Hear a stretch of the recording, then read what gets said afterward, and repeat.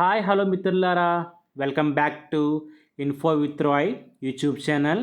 Friends, మరి ఆంధ్రప్రదేశ్ స్టేట్లో academic instructor సంబంధించిన నోటిఫికేషన్ అయితే విడుదలైందండి. దీంట్లో సుమారుగా 6,534 వేకెన్సీస్. మరి దీనికైతే మీరు ఆన్లైన్లో కాదండి, ఆఫ్లైన్గా సబ్మిట్ చేయాల్సి ఉంటుంది. ఇదే అప్లికేషన్ అనమాట. ఈ యొక్క అప్లికేషన్ 3 పేజెస్ ఉంటుంది. ఈ అప్లికేషన్ ఫిల్ చేసి మీ నెక్స్ట్ ఎంఈఓ ఆఫీస్లో, అంటే మండల ఎడ్యుకేషన్ ఆఫీస్లో సబ్మిట్ చేయాల్సి ఉంటుంది. కాబట్టి ఈ యొక్క వీడియోలో మీకు క్లియర్గా ఎక్స్ప్లెయిన్ చేస్తానండి, స్టెప్ బై స్టెప్. మరి ఏ బాక్స్లో ఏం ఫిల్ చేయాలి, మరి ఏమి రాయాలి, దాంతోపాటు దీని సర్టిఫికేట్స్ ఏమి అటాచ్ చేయాలి, ఇలాంటి పూర్తి సమాచారం కూడా ఈ యొక్క వీడియో ఉండబోతుంది అన్నమాట. ఫ్రెండ్స్, మరి ముందుగా చిన్న రిక్వెస్ట్, మరి మీరు కానీ నా ఛానల్ కానీ ఫస్ట్ టైం చూసినట్లయితే ప్లీజ్ సబ్స్క్రైబ్ చేసుకోండి, అలాగే లైక్ చేయండి. ఎందుకంటే మీ లైక్, షేర్, సబ్స్క్రైబ్ చేయడం ద్వారా మరి యూట్యూబ్ నా యొక్క వీడియో రికమెండ్ చేస్తుంది. అనేక మందికి నా యొక్క వీడియో నా యొక్క ఛానల్ ఇచ్చే అవకాశం ఉంటుంది. ఫ్రెండ్స్, ఇంకా ఎవరికైనా ఈ యొక్క అప్లికేషన్ కనుక మీకు అందకపోతే వెంటనే నా యొక్క నెంబర్కి, వాట్సాప్ నెంబర్కి మెసేజ్ చేయండి. నేను మీకు అప్లికేషన్ షేర్ చేస్తాను. కాబట్టి applications for the academic instructor for the year 26-27 first. కాబట్టి అక్కడ నేమ్ ఆఫ్ ది పోస్ట్ అని ఉందండి. అక్కడ ఏం రాయాలంటే మీరు ఎస్జిటికి పెడుతున్నారా, స్కూల్ అసిస్టెంట్ పెడుతున్నారా, కాబట్టి క్లియర్గా అది మెన్షన్ చేయాలి. సపోజ్ స్కూల్ అసిస్టెంట్ పోస్ట్ పెడుతున్నట్లయితే మరి ఏ సబ్జెక్ట్కి అప్లై చేస్తున్నారు. కాబట్టి నా యొక్క ముందు సజెషన్ ఏంటంటే మీరు ఫస్ట్ 3 కాలమ్స్ మట్టికి ఎంటీగా పెట్టుకోండి. ఎందుకంటే ఇంకా ఏ స్కూల్స్లో ఏ సబ్జెక్ట్కి వేకెన్సీ ఉన్నాయన్నది ఇంకా నోటిఫికేషన్ బయటికి రాలేదు.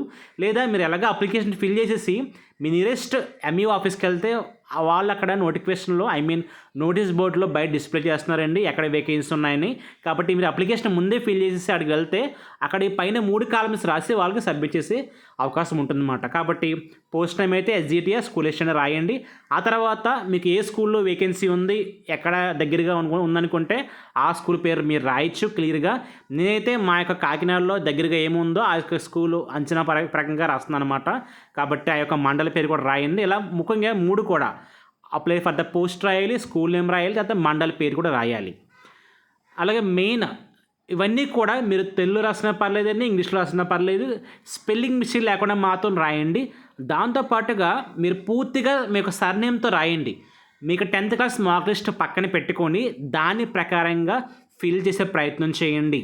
మీరు ఎలా రాసినా పర్లేదండి, కాబట్టి స్పెల్లింగ్ మిస్టేక్ లేకుండా మాత్రమే రాసుకోండి. కాబట్టి మీకు ఫుల్ నేమ్ రాయండి యాజ్ పర్ ఎస్ఎస్సి సర్టిఫికేట్. అలాగే మీకు ఫాదర్ నేమ్ మరియు మదర్ నేమ్ కూడా క్లియర్గా రాయండి. మరి ఫాదర్ నేమ్ అంటే సర్టిఫికేట్లు ఉంటుంది, మదర్ నేమ్ అంటే సర్టిఫికేట్లు ఉండకపోవచ్చు. కానీ కరెక్ట్గా వారిని ఏమని పిలుస్తారో, వారి పేరు ఆధార్ కార్డులో ఏముంటుందో అది మెన్షన్ చేయండి. దాని తర్వాత మనం ఆధార్ నెంబర్ అనేది రాయాల్సి ఉంటుందన్నమాట. మరి ఆధార్ నెంబర్ చాలామంది ఏం చేస్తారంటే ఒక 4 నెంబర్లో అలా రాసుకుంటూ పోతారు.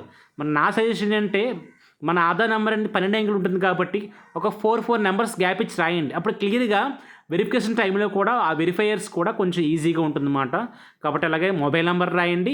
మరి నా యొక్క నెంబర్ కూడా రాస్తున్నాను కదా, 7989411800. అలాగే మీకు మరొక నెంబర్, ఆల్టర్నేటివ్ నెంబర్ ఉంటే అది కూడా అక్కడ మీరు ఫిల్ చేయించండి.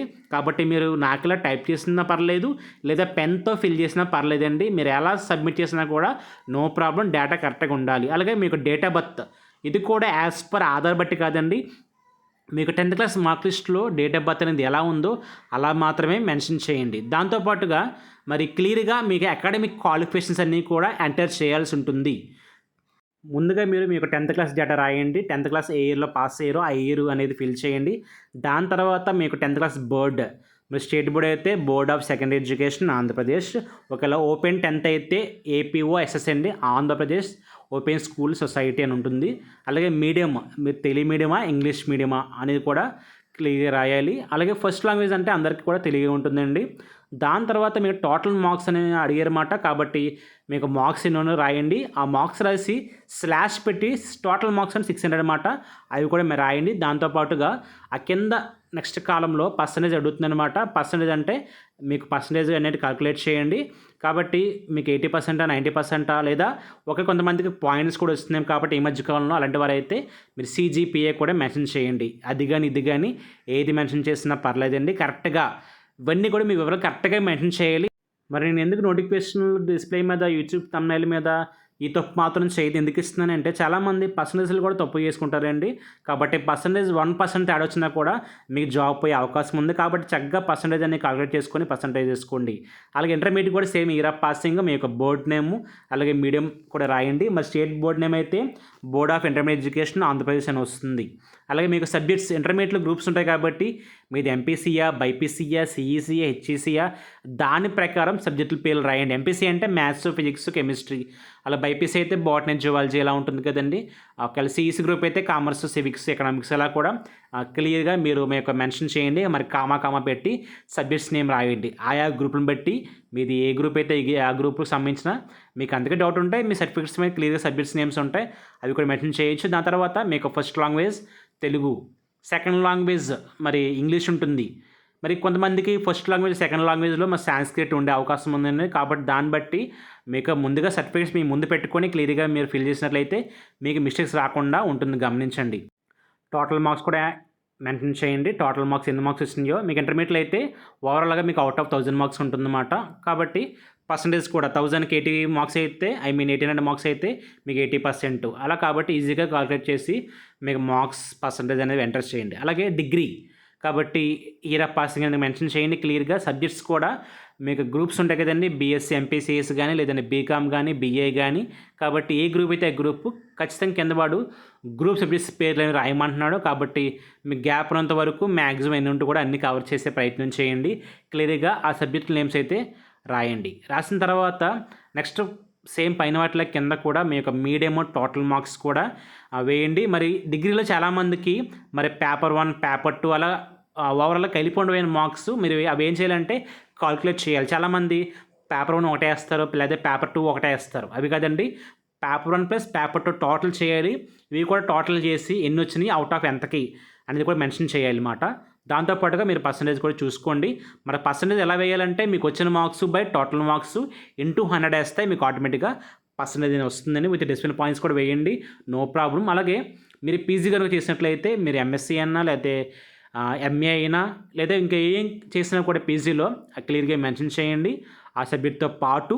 దాంతోపాటుగా మీరు ఏ ఇయర్లో పాస్ అయ్యారో ఆ పాస్ ఇయర్ మీ యొక్క మార్క్స్. మరి పీజీలో అంటే దాదాపుగా అందరికీ కూడా 1000 మార్కులు ఉంటుందండి.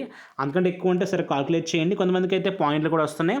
మీకు పాయింట్స్ అయితే అవుట్ ఆఫ్ 10 పాయింట్స్ ఉంటాయి అన్నమాట. అలాగే ఇవన్నీ కూడా అకాడమిక్ క్వాలిఫికేషన్. ఇప్పటి నుంచి ప్రొఫెషనల్ క్వాలిఫికేషన్ అండి. ప్రొఫెషనల్ కూడా దాదాపు అదే ప్యాటర్న్ అనమాట. మీరు ఎక్కడ పాస్ అయ్యారు, బోర్డు ఏంటి, ఇవన్నీ కూడా. కాబట్టి ఇయర్ పాసింగ్ రాసేస్తారు. మరి బోర్డు మరి చాలామందికి డిఈడి బోర్డుకి తెలియట్లేదండి. మరి జనరల్గా అయితే డిఈడి బోర్డుకి అయితే దేనికి సంబంధించింది అయితే మరి బోర్డ్ ఆఫ్ సెకండరీ ఎడ్యుకేషన్ ద్వారానే ఇవి కూడా కనెక్ట్ అవుతూ ఉంటాయండి. కాబట్టి మీరు బోర్డు నేమ్ అయితే board of secondary education Andhra Pradesh అని రాయొచ్చు, నో ప్రాబ్లం అండి. మీకు అంతకే డౌట్ ఉంటే అక్కడ ఎంటీగా ఉంచండి.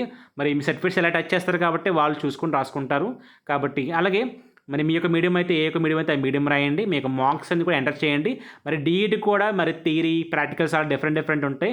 అవి కూడా మీరు టోటల్ చేసి మెన్షన్ చేయండి. అలాగే మీ యొక్క పర్సంటేజ్. కాబట్టి qualifications as per latest DSC notification. కాబట్టి మరి లాస్ట్ డిఎస్సి నోటిఫికేషన్ లేదా ఈ ఇయర్లో పడబోయే నోటిఫికేషన్ డిఎస్సికి సంబంధించిన వరకు ఇప్పటిదాకా మీ యొక్క క్వాలిఫికేషన్స్ ఏంటి, మీ ఎడ్యుకేషన్ క్వాలిఫికేషన్స్ ఏంటి, అవి క్లియర్గా మీరు మెన్షన్ చేయాలి. అంటే ఏమీ లేదండి, జస్ట్ మీ యొక్క 10th క్లాస్, ఇంటర్, మీ యొక్క డిగ్రీ లేదా పీజీ, దాంతోపాటుగా మీ డిఎడ్ లేదా బీఈడి అవి ఏమున్నాయో జస్ట్ అవి ఒక షార్ట్కట్లో మెన్షన్ చేయడమే, అంతకు మించి ఇంకేమీ లేదండి. కాబట్టి మీ క్వాలిఫికేషన్స్ ఎన్ని ఉంటే అన్నీ రాయండి. ఎన్ని రాసుకుంటే అంత మంచిది. కాబట్టి ఎక్కువ క్వాలిఫికేషన్స్ ఉంటే డిస్క్వాలిఫై చేస్తే అలా ఏమీ లేదండి. అలాగే మీకు బీఈడి మెథడాలజీస్ ఉంటాయి కదండి, మెథడాలజీ 1, మెథడాలజీ 2 రాయండి క్లియర్గా. అవి ఫుల్ నేమ్స్ రాయండి, షార్ట్కట్లో రాయొద్దు. కాబట్టి అలాగే దీనికి కూడా సేమ్ అదే అడుగుతుంది అనమాట. మీకు క్వాలిఫికేషన్స్ ఏంటనేది కూడా సేమ్ అదే. మీకు పైన ఎలా డిస్ప్లే చేసి పైన ఎలా అయితే రాశారో కింద కూడా అలాగే మీకు క్వాలిఫికేషన్స్ ఎన్ని ఉన్నాయో అన్నీ కూడా అక్కడ షార్ట్కట్లో ఎంటర్ చేయండి. అలాగే మీకు టోటల్ మార్క్స్ మనకి బీడీలో కూడా సేమ్ అలాగే ఉంటుందండి. మరి పేపర్ 1, పేపర్ 2 అని కానీ అలా ఉంటుందన్నమాట. అవి కూడా టోటల్ చేసి మీకు మార్క్స్ అనేది మెన్షన్ చేయండి. అలాగే పర్సంటేజ్ కూడా టోటల్గా వేసేయండి. దీని తర్వాత మీకు మెయిన్ క్వాలిఫైయింగ్ ఎగ్జామినేషన్స్లో మరి టెట్ మార్క్స్ అడుగుతుందన్నమాట. ఇన్ కేస్ మీరు టెట్ క్వాలిఫై అయితే ఓకే అండి. క్లియర్గా ఆ టెట్ హాల్ టికెట్ నెంబర్ అనేది మిస్టేక్ లేకుండా హాల్ టికెట్ పక్కన పెట్టుకొని అనేది ఎంటర్ చేయండి. అలాగే అది ఏ ఇయర్లో పాస్ అయ్యారు కూడా మీరు మెన్షన్ చేయాలి. అలాగే మీకు క్వాలిఫైయింగ్ మార్క్స్ మీకు ఎన్ని వచ్చినాయి మార్క్స్ అనేది అనేది కూడా మెన్షన్ చేయండి. అవుట్ ఆఫ్ 150 కాబట్టి టెట్ మార్క్స్ 150 వేయండి. అలాగే మీ క్యాస్ట్ ఎక్కడ ఉందో ఎదురుగుంటా ఎస్ఆర్ లేదా టిక్ పెట్టినా పర్లేదండి, నో ప్రాబ్లం. జస్ట్ ఓసీకి అయితే 91 క్వాలిఫై అవ్వ కదండి, బీసీకి అయితే 75, ఎస్ఎస్టీకి అయితే 60. కాబట్టి ఆ ప్రకారం ఫిల్ చేయండి. దీంతోపాటుగా మరి మీరు కానీ సెలెక్ట్ అయితే మీకు అమౌంట్ కరెక్ట్గా క్రియేట్ అవ్వాలి కాబట్టి క్లియర్గా మీ అకౌంట్ నెంబర్ అనేది రాయండి. అది ఏ బ్యాంకు, ఏ బ్రాంచు, దాని యొక్క ఐఎఫ్ఎస్సి కోడ్, ఇవన్నీ కూడా మిస్టేక్ లేకుండా మాత్రం ఫిల్ చేయండి. మిస్టేక్ చేస్తే మాత్రం తర్వాత మీకు ఎన్నో ప్రాబ్లమ్స్ వస్తాయండి. కాబట్టి కొంచెం ఒళ్ళు దగ్గర పెట్టుకొని కంగారు పడకుండా టైం తీసుకోండి. టేక్ యువర్ ఓన్ టైం, నెమ్మదిగా రాయండి. అలాగే మీకు అడ్రస్ కూడా, అది పర్మనెంట్ అడ్రస్ అయినా పర్లేదు, టెంపరీ అడ్రస్ అయినా పర్లేదు, మీకు మ్యాక్సిమం అడ్రస్కి వచ్చేది ఏముండదు, అంతా ఆన్లైన్ లేదా త్రూ వాళ్ళు మీకు వాట్సాప్ ద్వారా మిమ్మల్ని కాంటాక్ట్ చేస్తారన్నమాట. కాబట్టి అడ్రస్ అనేది మీ ఆధార్లో ఉన్నది రాయండి. ఆధార్లో లేకపోయినా మీ ప్రజెంట్ ఎక్కడ ఉంటున్నారో ఆ అడ్రస్ కూడా మెన్షన్ చేయండి క్లియర్గా. మీ యొక్క డోర్ నెంబర్ లేదా కొంతమంది ఫ్లాట్స్ ఉంటే ఆ యొక్క ఫ్లాట్ నెంబర్ రాయండి.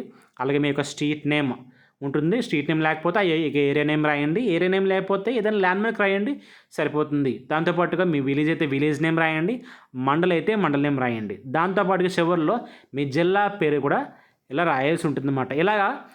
ఇలా మీరు అన్ని బ్లాక్స్ కూడా ఫిల్ చేయాలి. కాబట్టి నా సజెషన్ అంటే మీరు అన్నీ కూడా క్యాపిటల్ లెటర్స్లో రాయండి, స్మాల్ అయితే రాయొద్దు. ఆ తర్వాత మీకు లాస్ట్లో సిగ్నేచర్ అప్లికెంట్ ప్లేస్లో మీ యొక్క సైన్ అనేది పెట్టండి. సైన్ మెన్షన్ చేసిన తర్వాత మీకు చూడండి, నోట్ చూపిస్తున్నాను చూడండి ఇక్కడ, 1 set of xerox copies of all relevant educational qualifications and other. కాబట్టి మీరు ఏం చేయాలంటే ఈ అప్లికేషన్తో పాటు మీ సర్టిఫికేట్ జిరాక్స్ కాపీస్, దాంతోపాటు మీకు ఎక్స్పీరియన్స్ ఉంటే ఎక్స్పీరియన్స్, ఇవన్నీ అటాచ్ చేయండి, నో ప్రాబ్లం. ఇవన్నీ అటాచ్ చేసి సబ్మిట్ చేయాల్సి ఉంటుంది. ఎక్కడ సబ్మిట్ చేయాలి? Concerned mandal educational office, MEO ఆఫీస్లో. ఎప్పటి నుంచి అంటే 16 ఆగస్టు నుంచి ఎప్పటిదాకా 21 ఆగస్టు, దాదాపుగా 6 రోజుల సమయం. మరి వర్కింగ్ అవర్స్లో మాత్రమే, అంటే 9 AM to 5 PM. మరి చాలామంది అడుగుతారు, మరి మధ్య మధ్యలో సండేస్ ఉంటాయండి, ఏమైనా హాలిడేస్ ఉంటాయి, ఇప్పుడు ఎలా అంటే వెళ్ళండి, దీనికంటే ఒక సెక్షన్ ఉంటుంది ఫ్రెండ్స్. మరి ఇది సమాచారం కనుక మరి ఇంకా అప్లికేషన్ ఎవరికైనా ఇంకా రిసీవ్ కాకపోతే మరి నా యొక్క నెంబర్కి మెసేజ్ చేయండి, నేను మీకు అప్లికేషన్ అనేది ఫార్వర్డ్ చేస్తాను విత్ ఫ్రీ ఆఫ్ సర్వీస్. కాబట్టి ఫ్రెండ్స్, మరి ఇది సమాచారం కనుక ఈ వీడియో కనుక మీకు నచ్చినట్లయితే లైక్ చేయండి, షేర్ చేయండి, సబ్స్క్రైబ్ చేయండి.